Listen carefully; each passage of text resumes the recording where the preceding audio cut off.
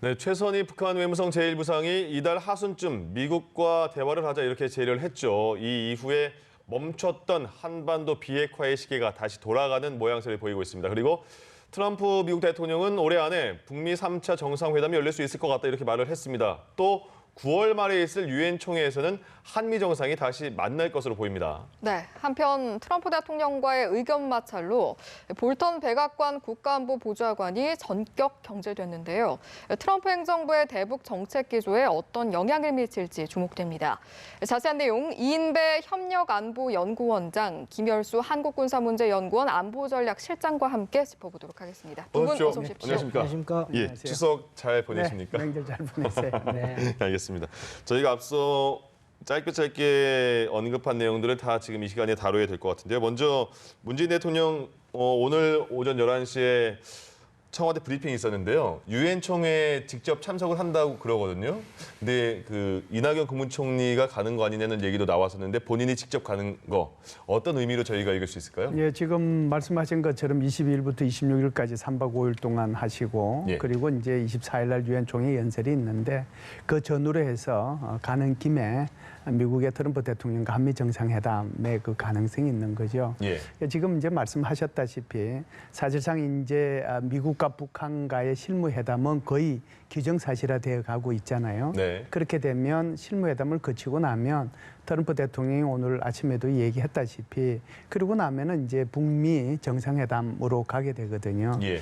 그러면은 이제 북미 정상회담을 어떻게 했으면 좋겠는가 거기에 대한 의견 교환이 가장 첫 번째일 거고요.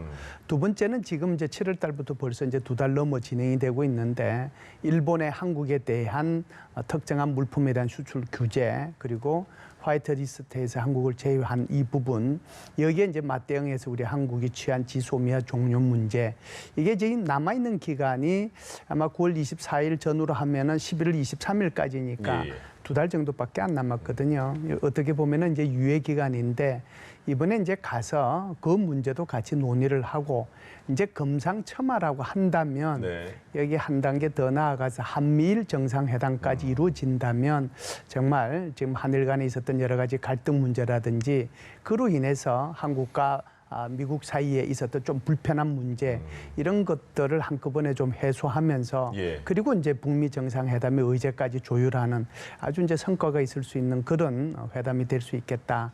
그런 차원에서의 이 방미의 의미가 있겠다 이런 생각을 합니다. 예. 그리고 그 최선희 부상이 이달 말에 미국 만나자 이렇게 말을 했잖아요. 그래서 미국도 만난다고 했고 그 시점이 그러면 유엔 총회 전이 될까요? 후가 될까요? 아직까지 뭐 협상 대표도 아직 꾸려진 것도 아니고 아직까지 의제가 제대로 된 것도 아니고 예. 장소도 안 돼 있는 거라서 지금 물밑접촉 계속 하고 있는 예. 상황일 것 같아요. 예.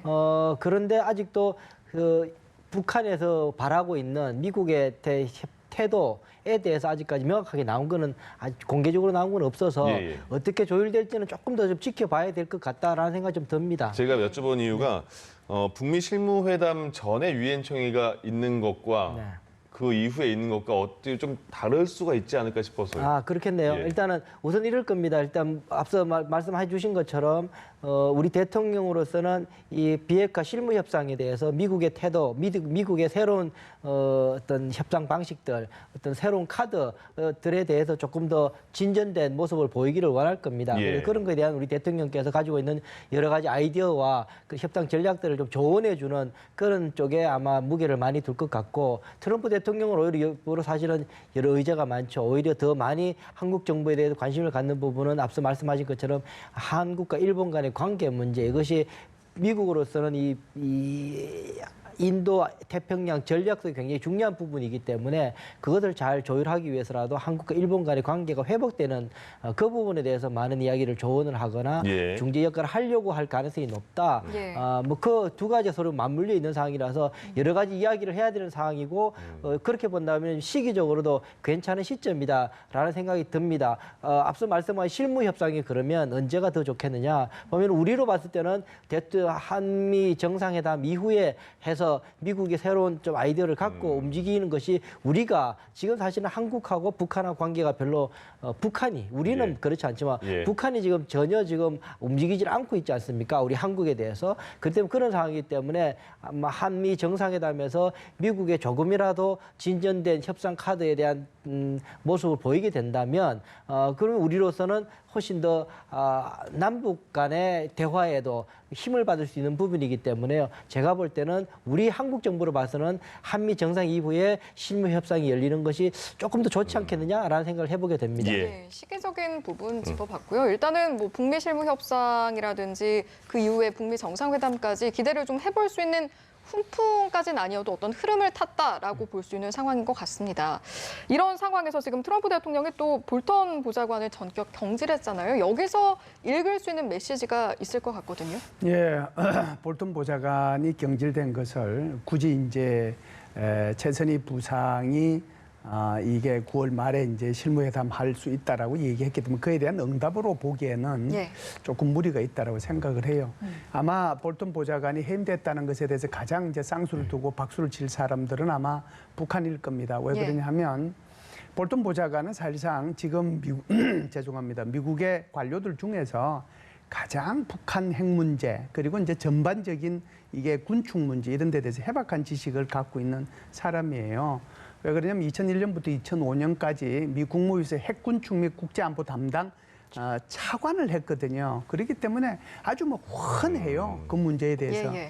비교적 이제 이런 그 핵 문제에 대해서 비교적 명확하게 또 아주 정확한 지식을 갖고 있고 그동안에 다른 나라하고 핵 협상해온 그런 경험들을 본인이 가지고 있고 또 북한은 어떻게 해왔는지 알고 있기 때문에 이 볼턴이 하는 행동 자체가 전부 다 이제 아주 슈퍼 매파로 이렇게 보이게 된 거죠. 예. 근데 이번에 경질이 된 것은요, 북한하고의 협상 이 문제 때문에 한 것이 아니라 이 사람 성품 자체가 국가안보를 중심에 두고 조금 모든 면에서 외교적으로 좀 강한 성격을 띠고 있어요.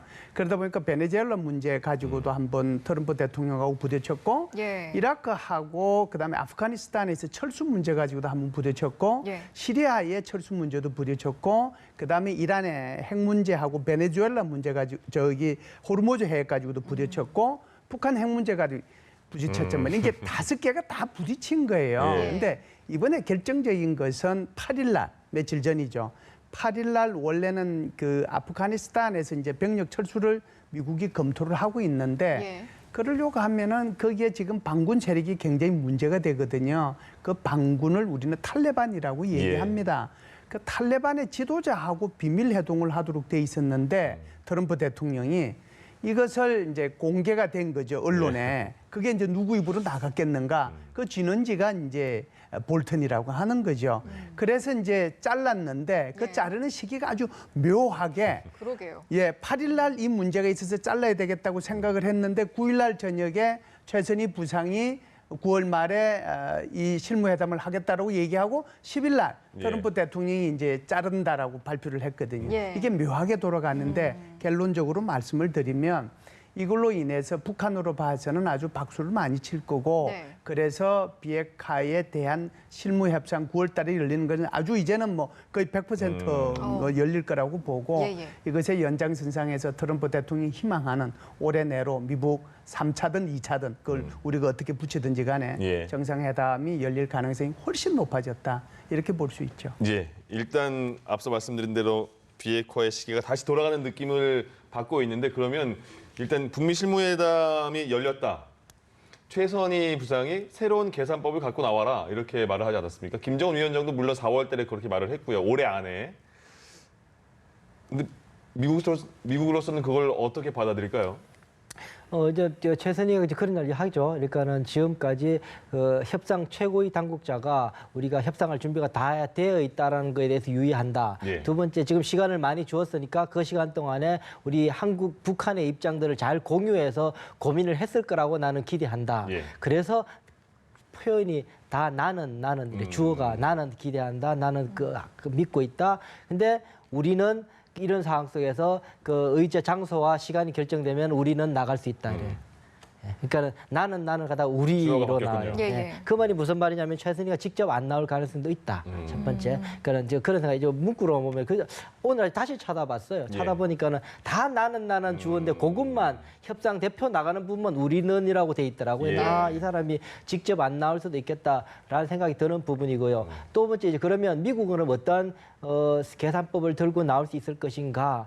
지금까지 나온 거 보면은 경제 제재에 대해서는 아직까지 다른 이렇게 조금이라도 유화된 표현이나 저는 보지를 못하고 예. 있습니다. 제가 본 부분은 오히려 지금 나오는 부분은 어떤 부분이냐면요, 폼페오도 이야기를 하고 있고 9월 6일 날 하고 며칠 전에 트럼프 대통령도 이야기하는 부분이면 안전 보장 이야기를 하고 있습니다. 예. 리비아 사태 이야기를 하면서 트럼프 대통령이 이것이 얼마나 위험했고 이게 얼마나 북한이 싫어했는지 이거는 재난에 가까운 뭐 발언이었다라고 이야기하는 부분도 그러면서 이 리비아 가다피가 어떻게 예.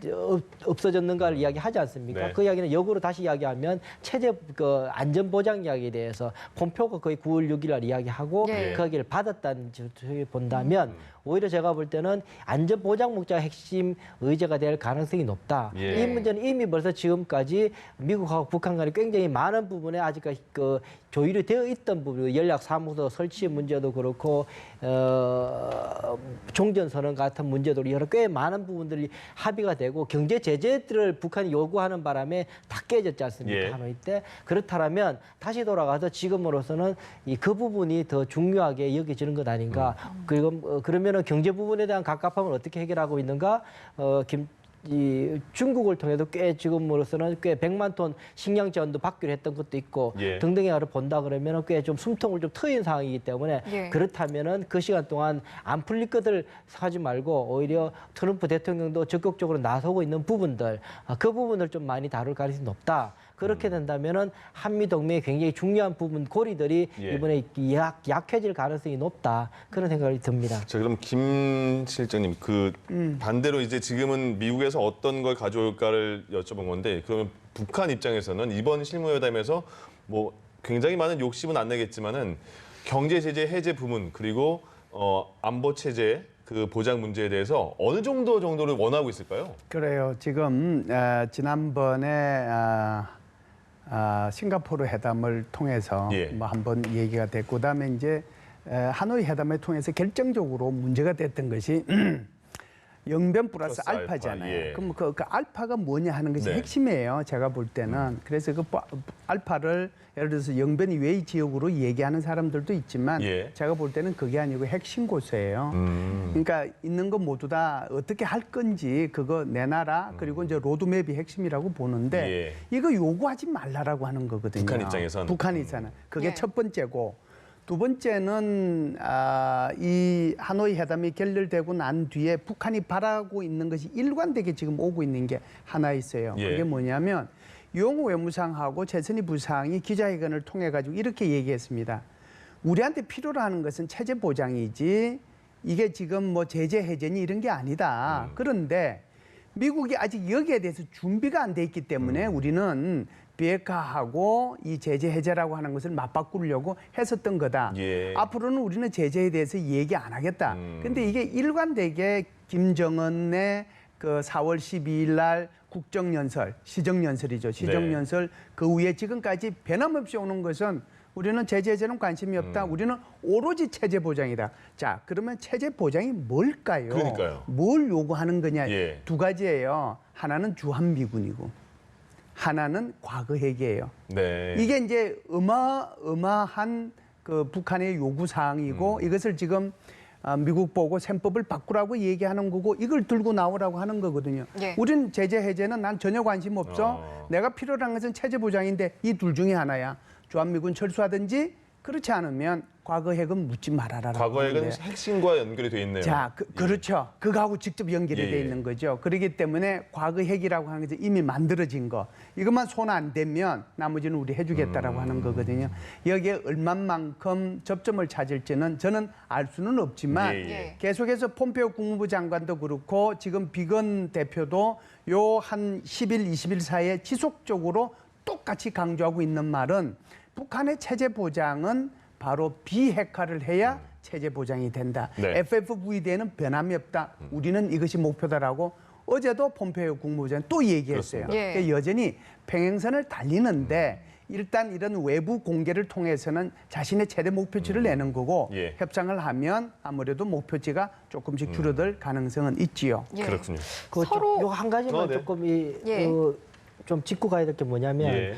폼페오 지금 그 자막은 나지만은 폼페오 국무장관은 안전 보장을 이야기해요. 그 시큐리티 어슈런스라고 이야기를 하고 있고 미국의 북한이 이야기하는 체제 보장을 이야기해요. 그러니까 안전 보장하고 체제 보장하고 조금 다른 문제예요. 네, 어떻게 좀 설명을 그러니까 해주시죠. 그 김일수 교수님 말씀하신 것처럼 체제 보장이라는 것은 그야말로 그냥 외부로부터의 공격으로부터 안전해지는 그 차원이 아니라 스스로 내부로부터 여러 가지 변수로부터 지켜내는 것이 포함되는 거죠. 그러다 네. 보니까는 스스로 가지고 있는 핵도 가지고 있어야 될 것 같고, 그리고 주한미군 외부로부터 위협에는 주한미군도 없어야 되는 내외적인 여러 가지 위험 요인들에 대한 안전 방어망을 갖겠다라는 게 체제 보장인데 네. 안전 보장 미국에서만 안전 보장은 뭐냐면 우리가 너희들을 무너뜨리고 할 의지가 없다라고 밝히고 싶은 거죠. 그러니까 사실은 다른 문제예요. 이 다른 것이 같이 이렇게 이야기되고 있는데 일단 우리 시청자분들도 그렇고 요 용어 자체 체제 보장과 안전 보장은 조금 다른 거다라는 생각은 하고 들으셔야 될까 생각이 들어요. 그러면서 예. 이걸 자꾸 섞어 쓰면서 체제 안전 보장 이래 버리면 더 예. 더 어려워져 버립니다. 예, 예. 그럼 그러니까 안전보장은 그럼 그 외부로부터의 미국이 위협이죠. 북한 안 찍게 아 이런 거 그렇죠. 자체가 예. 안전보장이라는 그거를 벌써 한 3번 말씀이시죠? 정도 벌써 예. 이미 벌써 북한한테 그 약속한 적이 꽤 많습니다. 예, 예. 핵으로도 안 치겠다, 재래식으로도 안 치겠다, 뭐 여러 가지 이야기 해준 적이 있었는데요. 그런 안전 보장은 미국은 충분히 해줄 수 있을 겁니다. 예. 그런데 북한이 원하는 체제 보장이라고 말하는 것은 꽤 여러 가지 사항이 그 교수님 말씀한 여러 가지 사항이 얽혀 있기 때문에 네. 흔쾌히 들어주기 어려운 사항이에요. 예. 그건 조금 알겠습니다. 분리할 필요가 있겠다. 알겠습니다. 예. 이렇게 서로가 원하는 건 명확한 상황이고 그 사이에 좀 접점을 잘 찾아내야 하는 그런 지점인데 이 시점이 되면 북미 실무 협상에 이어서 북미 정상회담이 열리는 것 자체보다는 이번에야말로 좀 가시적인 성과를 얻어낼 수 있겠느냐 이것이 중요한 지점 같아서요. 그 가능성에 대해서는 어떻게 보시는지요? 그렇죠. 그러니까 최선희도 그 걱정을 하고 있는 거고 예. 미국도 그 걱정을 하고 있는 거고 우리 대통령께서도 그 걱정을 하시는 것 같아요. 그러니까 지금 그 한미 정상회담을 아주 급작 다시 잡아들이게 하시는 것도 그런 것 같은데요. 예. 그 이번에 최선희가 하면 새로운 계산법 없이 예전에 계산법을 또 만지작거리면 이번이 마지막인 줄 알아라. 네. 그러지 않습니까? 예. 사실은 그거는 최선희 자기 이야기가 아니라 이제 김정은 위원장 이야기를 빌어서 이야기를 하고 있는 상황이기 때문에 예. 이제 미국에 대해 굉장히 이제 강하게 압박을 가하고 있는 상황입니다. 이런 상황 속에서 과연 그런 미국이 낼 수 있는 카드가 무엇일까? 미국이 그러면 정말 북한이 원하는 카드를 낼 수 있을 것인가? 그것도 굉장히 어려운 상황이에요. 왜냐하면 8월 한 달 동안은 미국도 의회도 좀 쉬고 조용했기 때문에 트럼프 대통령의 이야기가 거의 마음 놓고 막 나갔는데요. 9월 다시 이제 미국도 이제 의회가 계속 돌아가기 시작했어요. 예. 그러면 이제 트럼프 대통령이 이제 분명히 나올 겁니다. 이 실무 협상을 하기 전에 불러가지고 폼페이오 국무장관 불러가지고 또 청문회 할 겁니다. 무슨 카드 들고 나올 거냐? 너네들이 정말로 그 북한을 설득할 이 자신이 있느냐? 쓸데없이 너희들 다른 거 내올 거 아니냐? 그 하원을 통해 계속 또 이야기 스크린 하게 될 겁니다. 그럴 때 과연 그러면 그렇다면 그만큼 환경이 제약된 속에서 트럼프 대통령은 북한을 좀 설득해야 되는 상황일 수밖에 없는 상황이라서 예. 꽤 어려운 상황이 될 가능성이 높다. 예. 그렇기 때문에 저는 앞서 말씀하신 것처럼 9월 달에 열릴 가능성은 높지만 그것이 한 번 이상이거나 여러 가지 지난한 협상의 과정일 가능성이 높다라는 생각이 저는 듭니다. 예, 알겠습니다. 그리 쉽지는 예. 않을 것이다라는 네. 의견이시고요. 실장께서는 이번에 열리게 된다면 가시적인 성과 기대할 수 있다고 보시는지요? 그럼요. 저는 트럼프 대통령이 꽤 큰 이벤트를 준비할 수도 있겠다는 생각을 해요. 우선 한 번 이제 이 결렬이 됐잖아요. 그러니까 또다시 결렬을 가정한다는 것은 우리가 상상하기 곤란하거든요. 예. 밀고 당기면 있을 거고요. 우리 원장님 지금 말씀하신 것처럼 9월 말에 실무회담이 열린다고 하더라도 한 번으로는 끝나지 않아요. 왜 그러냐 하면 지난번 같은 경우에 그 2월 말에 있을 때 2월 초에 그러니까 그때 비건 대표가 북한에 가서 55시간인가 2박 3일 동안 있었어요. 예. 그래서 그때 당시에 이제 북한 대표였던 사람이 김혁철이었는데 그 사람하고 이제 얘기를 했는데 뭔가 그 정도 되면 다음 차기 정상회담에서 나와야 될 합의문에 대해서 성안이 돼야 되거든 어느 정도. 예. 그렇게 되는데 그건 하지 못한 상태에서 12개의 아젠다, 그러니까 다전제라고 얘기했잖아요. 12개 아젠다만 가지고 서로 의논만 했다는 거예요. 그 이걸 전부 다 누구한테 넘겼느냐? 트럼프하고 김정은한테 넘겨서 마지막 날 그 만나가지고 얘기하자고 그러니까 그게 얘기가 되겠냐고요. 예. 이런 실수를 각각 해봤어요. 트럼프 대통령도 해봤고 김정은 위원장도 해봤고 그렇기 때문에 이렇게 얘기하죠. 나 4,500km를 66시간 나 기차 타고 갔다 와서 아무것도 없어서 그러니까 책임질 사람 책임져라라고 하는데 다음에 이런 결과가 저는 절대로 안 나오리라고 생각을 합니다. 그러면 이번에 이제 9월 달에 만나서 어느 정도 얘기를 해보고 좀 서로의 목표치를 조금씩 줄이고 그러고 나서 한두 번 더 만나서 어느 정도 성안이 되면 그때쯤 되면 아마 최종적으로 발표를 할 텐데 그 발표할 때 트럼프가 빅 이벤트를 준비한다라고 하는 의미는 제가 볼 때는 북한을 방문할 수도 있어요. 그러면 예. 북한이 적절하게 양보만 해준다면 가능하거든요. 그럼 예. 북한이 양보해 줄 수 있는 게 뭐겠어요? 핵심 고수입니다. 예. 그리고 뭐냐? 사실상 이 로드맵이거든요. 그 두 개만 받아내면 과거 핵은 그대로 놔두더라도 로드맵의 제일 마지막 부분에서 과거 핵은 손대야 되는 거거든요. 네. 그러면 일단 자기네들이 원하는 것도 된단 말이죠. 그래서 이 부분은 뒤에 또 이 시간대에 나와서 얘기하도록 하고요. 예. 제가 볼 때는 트럼프는 이런 큰 그림도 그릴 수 있겠구나 그런 생각을 저는 개인적으로 해요. 알겠습니다. 판문점까지 갔으니까 이제 평양도 갈 수 있다 이런 말씀을 해주셨는데 마지막으로 그럼 이제 문재인 대통령이 지금까지는 역할을 할 기회가 없었거든요. 그 어떤 역할을 할 수 있을지 짧게 마지막 한 말씀 부탁드릴게요. 지금 상황에서는 좀 앞서 말씀하시는 미국의 태도 변화를 북한이 지금 원하고 있는 상황이고 사실은 북한은 이럴 겁니다. 이번에 미국이 태도 변화 안 하면 그 다음에는 그 명분을 가지고 더 센 도발을 준비하고 있을 가능성이 높아요. 예. 오늘도 그 이야기를 했죠. 벌써 저 미국 그 언론을 통해 북한 언론을 통해서 이제 그 이야기를 하고 있는 상황이어서 그 이번이 만약에 이 실무 협상을 통해서 미국 태도가 안 바뀌면 그걸 가지고 사실은 그 공을 넘기는 그걸 가지고 본인들이 필요한 지금 더 해야 될 실험들이 있거든요. ICBM이나 해야 될 실험들이 있어서 그런 것들에 대한 이제 적극적으로 이제 할 성이 높습니다. 그러면은 트럼프 대통령이 굉장히 고통스럽게 대선 전국을 치러야 하는 그런 상황이 되기 때문에 딱 그 타이밍 그렇게 잡고 있는 거죠. 그런 상황이기 때문에 그러면 우리 대통령께서 가서 그러면 이런 상황들을 쭉 전반적으로 다 같이 공유하면서 그러면 미국이 해야 될 할 수 있는 것 그리고 한국의 역할이 어떤 것에 대해서 여러 가지 이 공유를 하게 될 가능성이 높다. 그러면은 미국으로서는 안전 보장에 관한 어떤 입장들을 적극적으로 내오고 그러면 한국으로서는 경협에 관한 여러 가지 그들 북한의 요구들을 채우기 위한 그들 우리가 하겠다라는 좀 역할 분담을 할 가능성이 조금 있지 않겠느냐라는 생각이 듭니다. 예, 알겠습니다. 문재인 대통령의 역할까지 기대해 보면서 오늘 말씀 여기서 마무리 짓도록 하겠습니다. 지금까지 이인배 협력안보연구원장 그리고 김열수 한국군사문제연구원 안보전략실장과 함께했습니다. 두 분 고맙습니다. 고맙습니다. 고맙습니다. 예.